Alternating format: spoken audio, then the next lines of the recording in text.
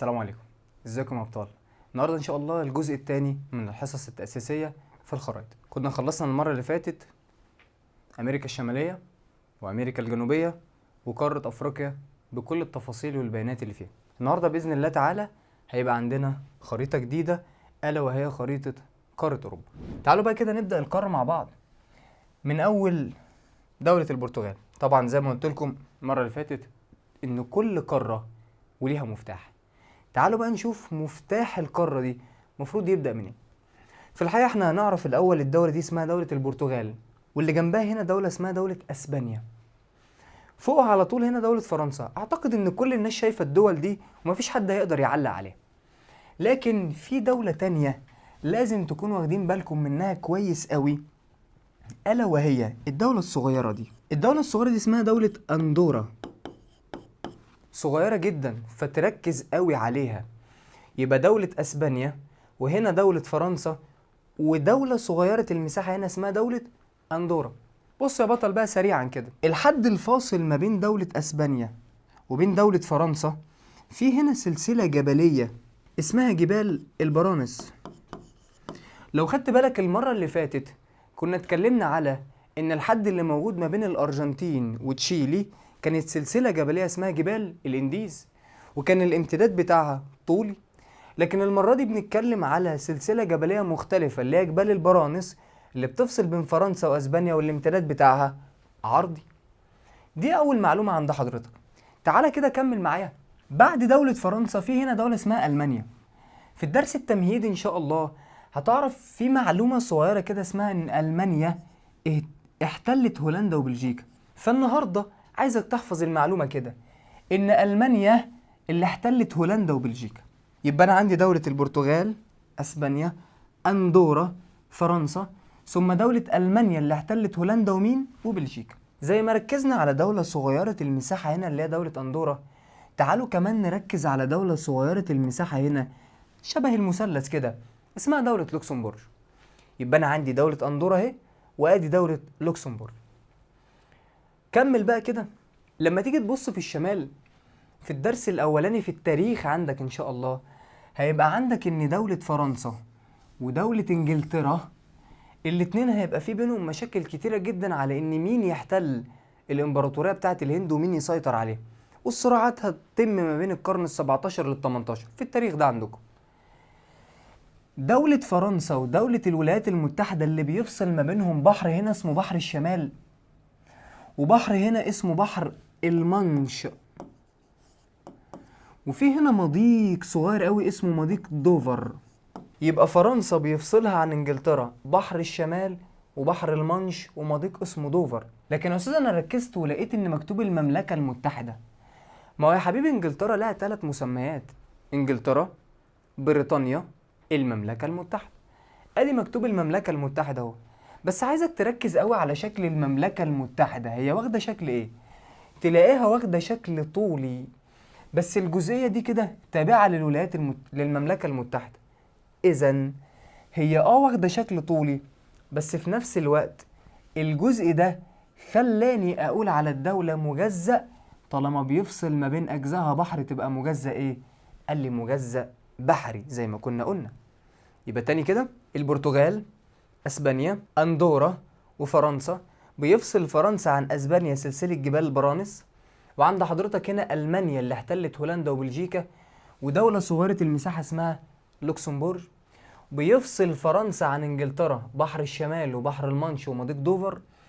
انجلترا او المملكة المتحدة او بريطانيا هي دولة طولية الشكل وفي نفس الوقت لها تصنيف تاني، هي دولة مجزأ بحري. طيب تعالى بقى على الدولة دي كده، اسمها دولة ايه؟ قال لي اسمها دولة سويسرا. فانا عايزك تحفظ سويسرا دي 4.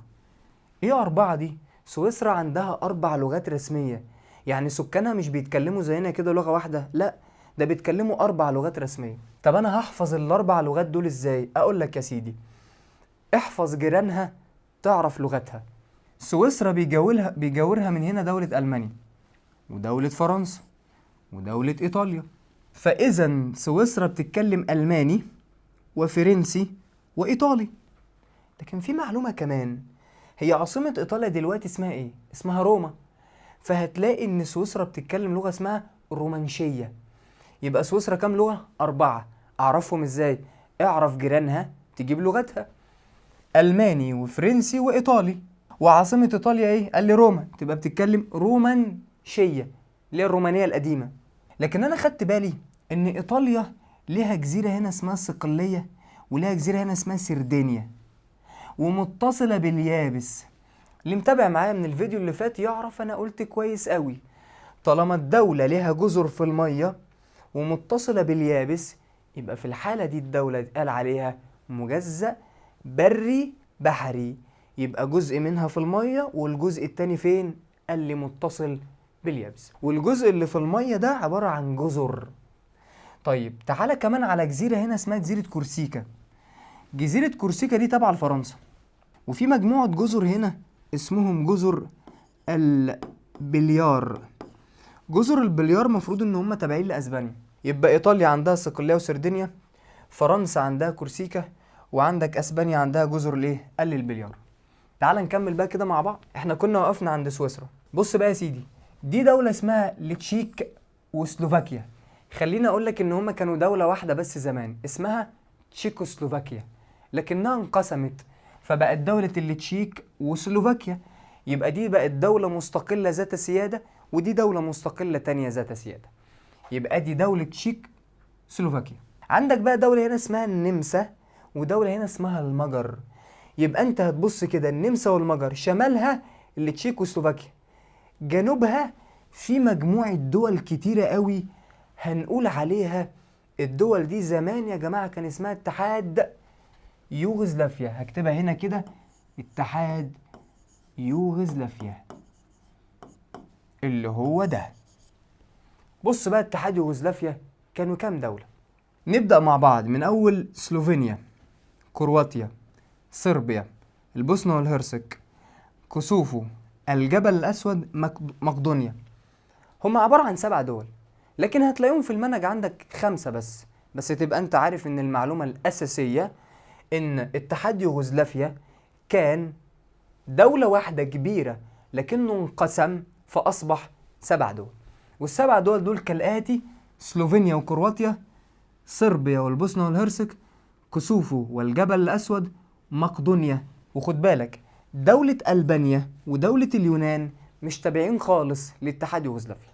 فلو انت ركزت وخدت بالك هتلاقي ان دولة التشيك وسلوفاكيا كانوا دولة واحدة اسمها تشيكوسلوفاكيا، لكن دلوقتي بقت دولة اسمها التشيك ودولة تانية اسمها سلوفاكيا. يعني انقسم، وانا قلت الانقسام يؤدي الى زيادة. بص بقى معايا كمان هنا على الدول دي، كان اسمها زمان اتحاد ايه؟ يوغوسلافيا، لكن دلوقتي بقى اسمها سلوفينيا وكرواتيا، صربيا والبوسنة والهرسك، كوسوفو والجبل الأسود، ومقدونيا. 7 دول. أما دولة ألبانيا ودولة اليونان فدول يا فندم خلاص مش تبعهم. تعال بقى بص هنا في دولة اسمها دولة بلغاريا وفوقها رومانيا. قولها كده، بلغاريا اهي وادي فوقها دولة رومانيا زي ما انت شايف كده. لكن خدت بالي ان دولة تركيا اللي بالابيض في جزء هنا هو بالابيض احنا مش عايزين نعديه. ده تابع لمين؟ ده يا فندم يعتبر سياسيا تابع لتركيا، لكن جغرافيا تابع لأوروبا. يبقى الجزء ده بتاع مين؟ قال لي بتاع تركيا. طب بيفصل أجزائه عن بعض إيه؟ مسطح مائي. الله، ده كده تركيا تعتبر دولة إيه؟ مجزأ بحري. طب أقول لك حاجة كمان، تركيا لها تصنيف تاني في المنهج عندك. تركيا عبارة عن دولة طولية الشكل أو عرضية الشكل من الشرق للغرب. يبقى ممكن دولة يبقى فيها أكتر من تصنيف؟ ممكن تبقى طولية من الشرق للغرب، وممكن كمان يا فندم تكون مجزأ بحري زي دولة تركيا. طيب وقفنا عند بلغاريا وعند رومانيا. بص يا سيدي بقى، دي دولة اسمها ميلدوفيا، ودولة هنا اسمها أوكرانيا، وأدي دولة بيلاروسيا. وفي هنا 3 دول على بعض كده، لاتفيا، ليتوانيا ولاتفيا وأستونيا. أنا معلش عايز أعلم تاني على مجموعة الدول دي، لكن الأول خلينا نشيل كل التفاصيل اللي احنا كاتبينها دي وتعالى نعلم بقى على مجموعة الدول. أول حاجة أنا علمت على مين؟ ميلدوفيا، ثم أوكرانيا، وبيلاروسيا، ليتوانيا، لاتفيا، أستونيا. كام دولة؟ 1 2 3 4 5 6. الست دول في غاية الأهمية. ليه؟ شوية كمان هدي لحضرتك دلوقتي لما نشتغل على قارة آسيا هتعرف إن كان في حاجة اسمها الاتحاد السوفيتي. وهقولك إن الاتحاد السوفيتي ده كان كتلة كبيرة في الشرق، كانت تعتبر دولة واحدة، لكنها لما انقسمت إلى 15 دولة. وهقولك كمان إن الاتحاد السوفيتي ده كان شامل قارتين، كان واخد أجزاء من قارة آسيا وأجزاء من قارة أوروبا. علشان كده حبيت إن أنا أقولك دولة مولدوفيا وأوكرانيا وبيلاروسيا اللي بيتقال عليها برضو روسيا البيضاء، ثم ليتوانيا ولاتفيا وأستونيا، كل دول تابعين لمين؟ للاتحاد السوفيتي، أو كانوا تابعين لمين؟ للاتحاد السوفيتي، لكن بعد ما انقسم بقوا دول مستقلة. ماشي. في بقى معلومة مهمة جدا جدا يعني بصراحة. لما نيجي كده نبص على الدول، احنا شايفين كل دولة بلونها، يعني كل دولة لها حدود مستقلة بذاتها، لكن في منطقة هنا كده، المنطقة دي بتاعت ايه؟ او دي دولة اسمها ايه؟ قال لي في الحقيقة يا فندم هي دي مش دولة. خليني بس اسأل كذا سؤال كده بناء عليه نقدر نستنتج. لو انا قلت لك على فكرة روسيا الاتحادية كان ليها حدود مباشرة مع دولة بولندا، تقول لي ايه اللي جاب روسيا لبولندا؟ اعتقد انت ممكن تكون فهمتني دلوقتي ان الجزء ده تابع لروسيا الاتحادية. يعني روسيا اللي في قارة آسيا في جزء تابع ليها في قارة مين؟ في قارة أوروبا. تعرف كده تصنيف دولة روسيا يعتبر ايه؟ تعتبر روسيا دولة مجزأ بري، لأن الجزء ده تابع سياسيا لمين؟ لروسيا، بس تابع طبيعيا وجغرافيا لمين؟ مفروض ليه؟ أوروبا. في حاجة كمان، لما نيجي نبص على دولة ليتوانيا ولاتفيا وأستونيا، التلاتة دول بيطلوا على بحر هنا اسمه بحر البلطي أو اسمه بحر البلطيق. وكمان عايزين نركز على التلات دول، فنلندا، السويد، النرويج. لو خدت بالك تحس ان فنلندا بتقرب من الشكل الطولي، والسويد نفس الكلام بيقرب من الشكل الطولي، والنرويج برضه نفس الكلام بتقرب من الشكل الطولي. بس اللي لفت انتباهي كويس قوي ان الثلاث دول موجودين في المناطق القريبة من محيط القطب الشمالي. ده معناه ان المناطق الشمالية بتاعتهم كلها قريبة من مناخ بعض، ولكن تحس ان منطقة النرويج هي المنطقة الأقرب للمحيط القطبي الشمالي يا فندم، يعني هي الأقرب للمناطق المتجمدة، يعني درجة حرارتها أقل.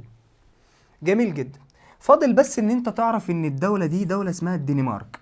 يبقى لو جينا نبص على القارة كلها ونطلع كل المعلومات فيها، في الحقيقة أنا محتاجك بس تعيد الجزئية دي كمان مرة علشان تقدر تستنتج شوية معلومات بسيطة. طيب هل أنا كده قلت كل المعلومات اللي عندي عن القارة؟ في الحقيقة لأ، أنا بس اديتك شوية المعلومات اللي هتخدمك دلوقتي. هاخد بس كام دولة من هنا وهاخدهم في خريطة لوحدهم دلوقتي. أول خريطة لوحدها هي خريطة فرنسا وأسبانيا. تعالى كده بص، مفروض إن أسبانيا من هنا بتطل على حاجة مهمة قوي هنا، اللي هو مين بقى؟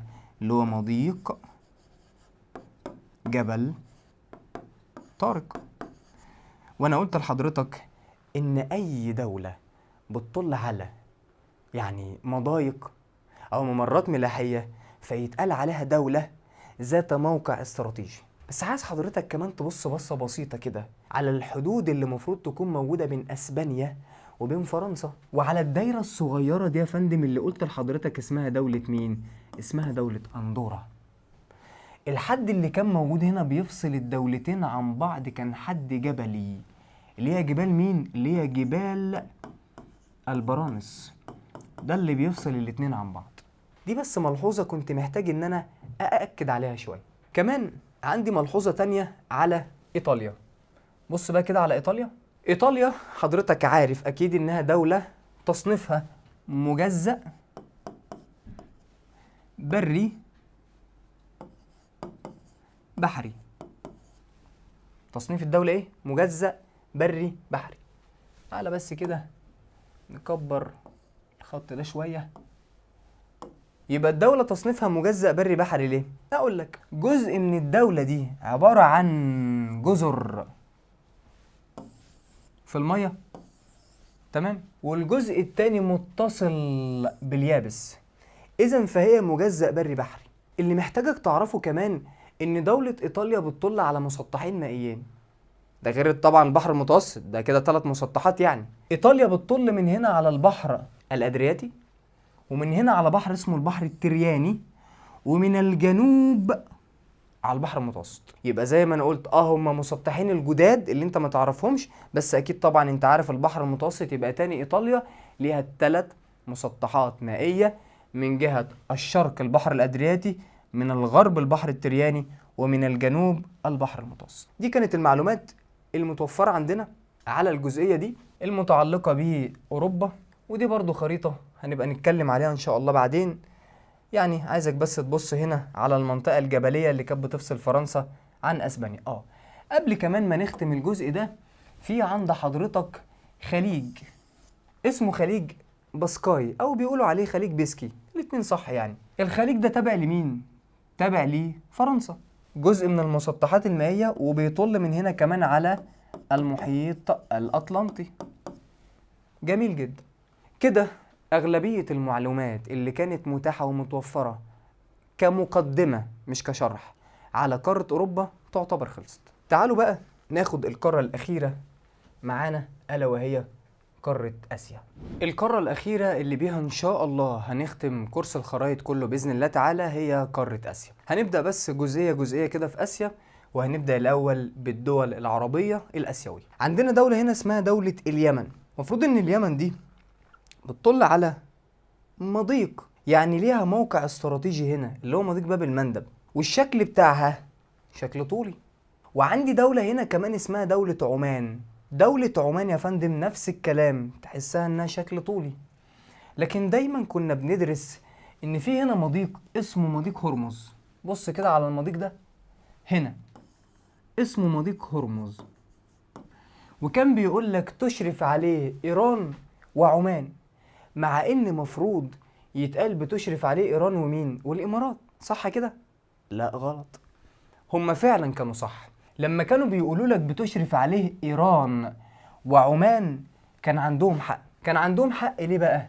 لان حضرتك لو ركزت كويس قوي في الجزئيه اللي قدامك هتلاقي ان سلطنه عمان في جزء تبع لونها موجود هناك اهو، مفروض يكون تبع لعمان، محافظه.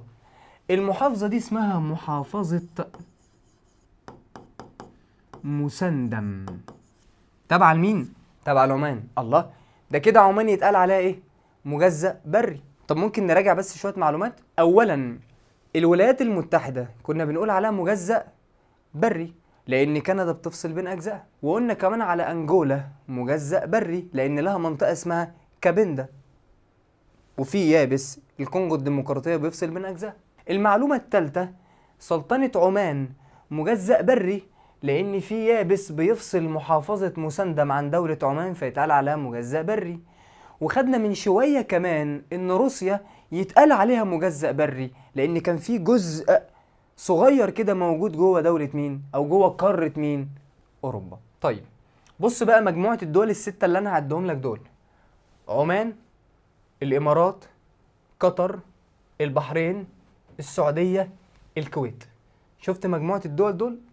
الدول دول يتقال عليهم ايه بقى؟ بنسميهم كده مجلس التعاون لدول الخليج العربي. مجلس تعاون، اذا فهم اكيد يا فندم بيتعاونوا لغرض، اكيد الغرض ده غرض اقتصادي. لدول الخليج العربي، ليه سميتهم الخليج العربي؟ لان كلهم بيطلوا من هنا على الخليج العربي. طب يا ترى التعاون الاقتصادي ده عبارة عن ايه؟ هم بيتعاونوا لان كلهم بيصدروا حاجة اسمها النفط. طبعا اكيد كلكم عارفين يعني ايه النفط، اللي هو البترول. مين بقى الدول تاني؟ عمان، الامارات، قطر، البحرين، السعودية، الكويت. بس عايزك تركز في حاجة، ممكن تبص لي كده على العراق. طب ما العراق هي كمان بتطل على الخليج العربي، وانت قلت لي ان كل الدول اللي بتطل على الخليج العربي العربية فيه، بس دولة العراق مش موجودة تبع الدول الستة. فلو جالك سؤال وقال لك مين الدولة اللي ممكن ترشح بتاعها يكون مناسب لانها تنضم لمجلس التعاون لدول الخليج العربي، هتقول له دولة مين؟ العراق. ليه؟ لانها بتطل على الخليج العربي. بس في حاجة، لما تبص على العراق تلاقي العراق بتطل بمساحة صغيرة على الخليج العربي. هل معنى كده ان العراق يتقال عليها دولة حبيسة؟ لا، يتقال عليها انها دولة ايه؟ دولة بحرية. جميل جدا. تعال بقى على شوية الدول اللي موجودين هنا كده. بص يا سيدي، صغر شوية. الدولة دي هي دولة فلسطين المحتلة، جنبها على طول دولة الأردن ودولة سوريا ولبنان اللي هم دول الشام يعني. دول شوية مجموعة الدول اللي هنا. ركز بس، خد بالك ان هم بيطلوا من هنا على الخليج العربي، ومن هنا البحر العربي اللي متوصل بيه المحيط الهندي، ومن هنا عند حضرتك طبعا البحر الأحمر. دي كانت بس بعض المعلومات اللي موجودة على منطقة الخليج العربي. خلينا نرجع تاني للخريطة الأساسية الكبيرة. مفروض ان المنطقة دي خلاص خلصنا منها. تعال بقى على الدولة دي اللي هي دولة إيران. مفروض ان إيران عندها موقع استراتيجي مهم جدا. ليه؟ لأنها يا فندم من الجهة دي بتطل على مين؟ على مضيق اسمه مضيق هرمز، فعشان كده هي عندها موقع استراتيجي. طب هل إيران اللي بتطل من هنا على الخليج العربي ليه ما انضمتش لمجلس التعاون لدول الخليج العربي؟ والله ديك قلتها العربي، وهي مش عربية فأكيد مش هتنضم. لكن بص، هنا دولة اسمها أفغانستان، ودولة هنا اسمها باكستان، وفي مجموعة دول عمالين ينتهوا بنفس المقطع: تركمانستان، أوزبكستان، طاجكستان. كلمة تان دي كانت معناها أرض. فلما نيجي نبص على مجموعة الدول اللي هنا، عايزك بس تعرف معايا أفغانستان وباكستان ودي الهند. شوية معلومات بقى على العلاقة اللي كانت موجودة بين باكستان والهند. في الحقيقة هو ده مش وقتها إن احنا نشرح المشكلة اللي كانت موجودة هناك. احنا مادتنا اسمها الجغرافيا السياسية، فاحنا بندرس الدول وعلاقاتها والمشكلات اللي ممكن تكون موجودة بين الدول وبعضها البعض. فتعال اشرح لك حاجة، مش هشرحها كاملة، انا بس هدي جزء من المعلومات البسيط عنها. يبقى خلينا متفقين ان انا مش هشرح القصة كاملة، انا بس هقول شوية معلومات بسيطة. صلى على رسول الله. اولا، الدولة دي يا فندم دولة الهند، وادي دولة باكستان، وفي منطقة هنا اسمها كشمير. وانا كنت اقصد كويس قوي الكلام اللي انا بقوله، لان انا قلت دولة الهند وقلت دولة باكستان وقلت منطقة كشمير. القصة وما فيها يا سيدي في ثانية واحدة، اللي كان محتل المنطقة دي كلها هي انجلترا. زي ما ان شاء الله هتاخد في الدرس الاول كده في التاريخ ان دي كانت امبراطورية انجليزية. فبريطانيا كانت مسيطرة على كل الاماكن دي، لكن بريطانيا جت خرجت من منطقة الهند وسابتها. ينفع بقى لما تخرج منها تسيبها كده سالمة؟ اعتقد مش هينفع. فتعمل ايه؟ تيجي جاية مقسمة الهند على اساس ان اغلبية الناس اللي فيهم بيتبعوا الديانة الهندوسية. وباكستان تقسمها لحاجتين: باكستان غربية وباكستان شرقية. باكستان الغربية كانوا مسلمين، وباكستان الشرقية كانوا مسلمين. يبقى كده نقول لقد وقع الهند ما بين تقسيمين إسلاميين، اللي هو مين؟ باكستان الشرقية وباكستان الايه؟ الغربية. دلوقتي مفيش حاجة اسمها باكستان الشرقية والغربية، بقى في دولة اسمها دولة باكستان، ودولة باكستان الشرقية دي تحولت وبقى اسمها بنجلاديش، استقلت يعني بقى اسمها بنجلاديش. القصة وما فيها بقى عبارة عن ايه؟ عبارة عن ان انجلترا راحت مقسمة الهند على اساس الديانة الهندوسية، وباكستان على اساس الديانة الاسلامية، وتركت منطقة كشمير بدون اي تقسيم. فاللي حصل هنا ان كشمير قصتها دي قصة كبيرة قوي. ليه؟ لان كشمير يا جماعة لو جينا نصنف الحاجات اللي فيها هنقسمها لحاجتين. رقم واحد، كشمير فيها سلطة حاكمة ولكنهم أقلية، دول يا باشا بقى هندوس. رقم اتنين، فيها غير السلطة الحاكمة بقى فيها محكومين، اللي هم مين؟ اللي هم الشعب، وطالما شعب يبقى عددهم ايه؟ اكيد عددهم اغلبية، ودول يا فندم مسلمين. فزي ما انت شايف دلوقتي كده كشمير فيها سلطة حاكمة اقلية هندوسية، ومحكومين اللي هم الشعب الاغلبية المسلمين. الموضوع تم ازاي؟ الشعب الكشميري عمل ثورة، فلما عمل ثورة حاكم كشمير الهندوسي راح استعان بمين؟ بالهند، لانهم هندوس زيه. والشعب ده اللي هو الشعب المسلم تدخلت باكستان لنجدته لانهم مسلمين زيهم. فكده قوة من الهند راحت تدخلت في كشمير، وقوة من باكستان راحوا تدخلوا في كشمير، فأكن القوتين جنبوهم في جنب خالص وبدأوا يتخانقوا هم مع بعض على كشمير. دي مش القصة كاملة، دي مجرد مقدمة عن القصة. اللي تدخلت لحل هذه الأزمة أكيد الأمم المتحدة المنظمة الدولية عشان تحل الخلاف القائم ما بين الاتنين. خليك بس فاكر شوية البيانات دي هيجي لها وقتها إن شاء الله وهيتشرح لك كل حاجة عنها. طيب تعالى كده في عجالة شديدة خلص لك شوية الدول اللي هنا. الدول اللي هنا بقى اللي عند الهند، في دولة هنا اسمها نيبال، دولة يعني عرضية الشكل من الشرق للغرب، ودولة بوتان صغيرة في المساحة. لكن في الحقيقة في معلومتين ممكن الطالب عن طريق الخطأ يفهمهم كده، يقول على دولة الهند انها مجزأ بري، ويقول على دولة الهند برضو انها مجزأ بحري. نقول له الاتنين غلط يا فندم.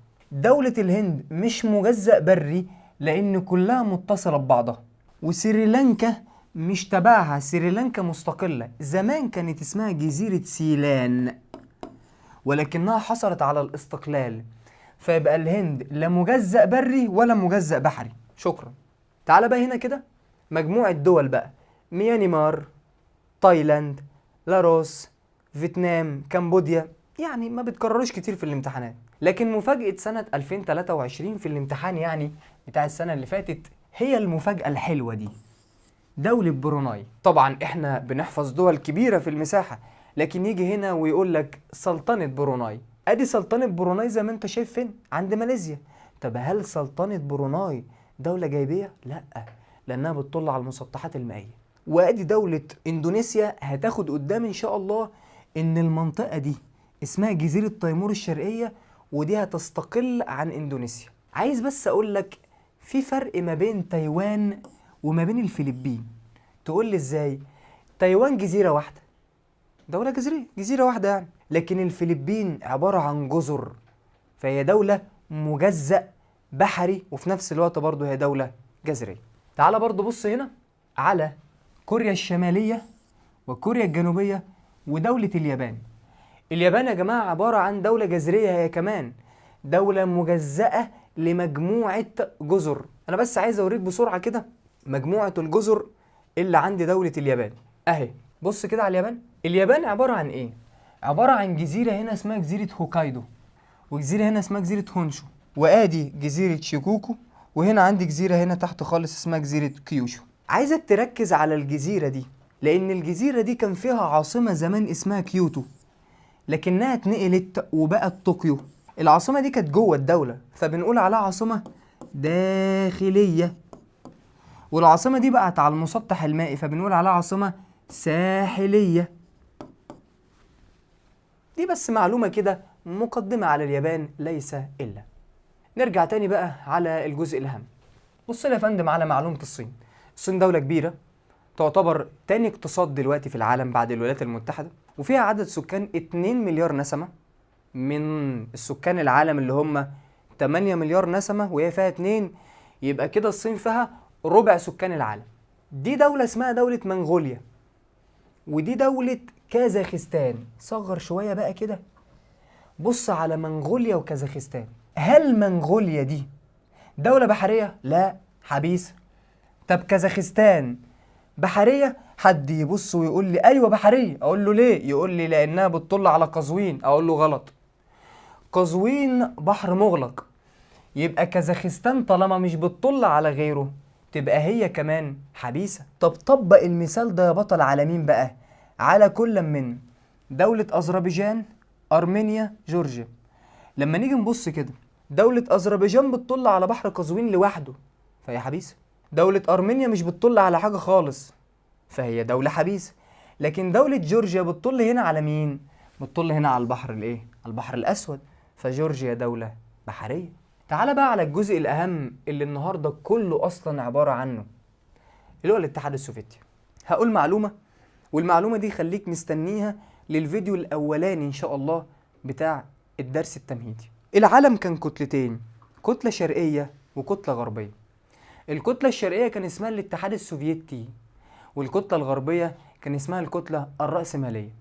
حصل صراعات ما بينهم وحروب اسمها الحروب الباردة، أدى إلى سقوط الكتلة الشرقية سنة 1991. يعني اللي سقط مين؟ حاجة اسمها الاتحاد السوفيتي. كان دولة واحدة ولكنه سقط، فلما سقط أصبح 15 دولة. عايزك بقى تشوف مين ال 15 دولة دول. أول واحدة منهم روسيا، تاني دولة كازاخستان. روسيا هي أكبر دولة انقسمت عن الاتحاد السوفيتي لأن مساحتها 17.6 مليون كيلومتر مربع. أكبر دولة. طب تاني أكبر دولة كازاخستان، وعلى فكرة كازاخستان أكبر دولة حبيسة في العالم كله. بص كمان عندك روسيا، كازاخستان، قرغيزيا، طاجيكستان، أوزبكستان، تركمانستان، كل دول كانوا تابعين للاتحاد السوفيتي. عد معايا، انا بقول لك 15 دولة. ولكن خليك فاكر ان لا دولة افغانستان ولا دولة باكستان كانوا تابعين للاتحاد السوفيتي. افتكر المعلومة دي كويس قوي. كمل من هنا، هتلاقي في 3 دول قريبين من بعض اللي هم اذربيجان وارمينيا وجورجيا. ال3 دول كانوا تابعين للاتحاد الايه؟ السوفيتي. انا مش لاقي دول تاني. لو رجعت حضرتك للجزء اللي انا شرحت فيه قارة اوروبا، هتعرف ان انا ذكرت عدد الدول الاوروبية كلها اللي موجودة هنا، وهفكرك وقتها اتكلمت على دولة كمان اللي هي دولة روسيا، وقلت لك تخيل ان الدولة دي مجزأ بري، لان شايف الجزء اللي متعلم بالاصفر ده اللي هو ده كده، ده يا فندم تبع مين؟ تبع روسيا. كده احنا الحمد لله خلصنا الجزء المتبقي من خريطة اسيا. اتمنى يا رب يكون الجزء ده افادكم. ان شاء الله اشوفكم على خير في فيديو جاي. السلام عليكم.